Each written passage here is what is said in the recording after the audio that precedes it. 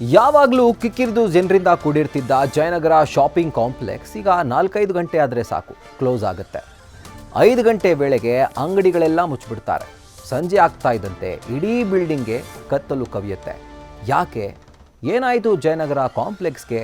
ಈ ಸ್ಟೋರಿ ನೋಡಿ.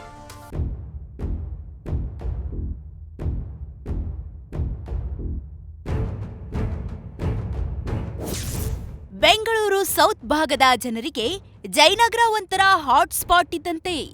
ಅದರಲ್ಲೂ ಮಹಿಳೆಯರಿಗೆ ಫೇವರೇಟ್ ಪ್ಲೇಸ್.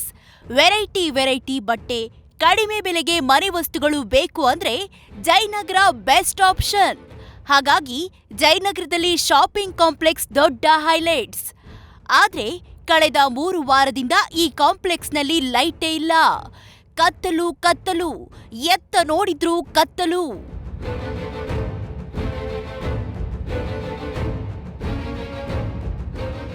ಜಯನಗರ ಶಾಪಿಂಗ್ ಕಾಂಪ್ಲೆಕ್ಸ್ನಲ್ಲಿ ಕಳೆದ 3 ವಾರದಿಂದ ಕರೆಂಟ್ ಇಲ್ಲ. ಹಾಗಾಗಿ ಸಂಜೆ 5 ಗಂಟೆಯಾಗ್ತಿದ್ದಂತೆ ಎಲ್ಲ ಅಂಗಡಿಗಳಿಗೂ ಬೀಗ ಹಾಕ್ಬೇಕಿತ್ತು. ವ್ಯಾಪಾರ ಮಾಡುವಂತಿರ್ಲಿಲ್ಲ. ಯಾಕಂದ್ರೆ ಕತ್ತಲು ಕವಿದ ಕಟ್ಟಡದಲ್ಲಿ ವ್ಯಾಪಾರ ಮಾಡೋದು ಮಹಿಳೆಯರ ದೃಷ್ಟಿಯಿಂದ ಸುರಕ್ಷತೆಯಾಗಿರ್ಲಿಲ್ಲ. ಹಾಗಾಗಿ ಎಲ್ಲ ಅಂಗಡಿಯವರು ಅನಿವಾರ್ಯವಾಗಿ ಶಾಪ್ ಕ್ಲೋಸ್ ಮಾಡಬೇಕಿತ್ತು. ಇದರ ಎಫೆಕ್ಟ್ನಿಂದ ಬಿಸ್ನೆಸ್ ಲಾಸ್ ಆಗೋಗಿದೆಯಂತೆ. ಅಂದ್ಹಾಗೆ ನವೆಂಬರ್ 24ನೇ ತಾರೀಕು ಜಯನಗರ ಶಾಪಿಂಗ್ ಕಾಂಪ್ಲೆಕ್ಸ್ನಲ್ಲಿ ವಿದ್ಯುತ್ ಅವಘಡ ಸಂಭವಿಸಿತ್ತು. ಇದರಿಂದಾಗಿ ಕರೆಂಟ್ ಸಂಪರ್ಕ ಕಡಿತ ಆಯಿತು. 1-2 ದಿನದಲ್ಲಿ ರೆಡಿ ಆಗುತ್ತೆ ಅಂದ್ಕೊಂಡಿದ್ರು. ಆದ್ರೆ 1-2 ವಾರ ಅಲ್ಲ, 3 ವಾರವಾದ್ರೂ ಕರೆಂಟ್ ಕನೆಕ್ಷನ್ ಬಂದಿಲ್ಲ. ಇನ್ನು ಕಾಮಗಾರಿ ಮಾಡ್ತಾನೆ ಇದ್ದಾರೆ.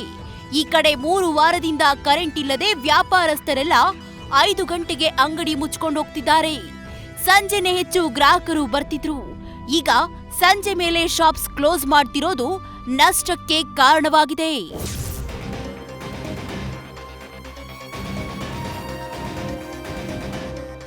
ಜನರೇಟರ್ ಯುಪಿಎಸ್ ಇರೋರು 6-7 ಗಂಟೆವರೆಗೂ ವ್ಯಾಪಾರ ಮಾಡ್ತಿದ್ದಾರೆ. ಅಲ್ಲೊಬ್ಬರು ಇಲ್ಲೊಬ್ಬರು ಚಾರ್ಜಿಂಗ್ ಬಲ್ಬ್ ಬಳಸಿ ವ್ಯಾಪಾರ ಮಾಡ್ತಿದ್ದಾರೆ.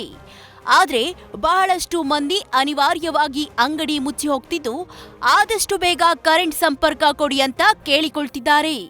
ಸದ್ಯದ ಮಾಹಿತಿ ಪ್ರಕಾರ ಭಾನುವಾರ ತಪ್ಪಿದ್ರೆ ಸೋಮವಾರ ಕರೆಂಟ್ ಬರುವ ನಿರೀಕ್ಷೆ ಇದೆ.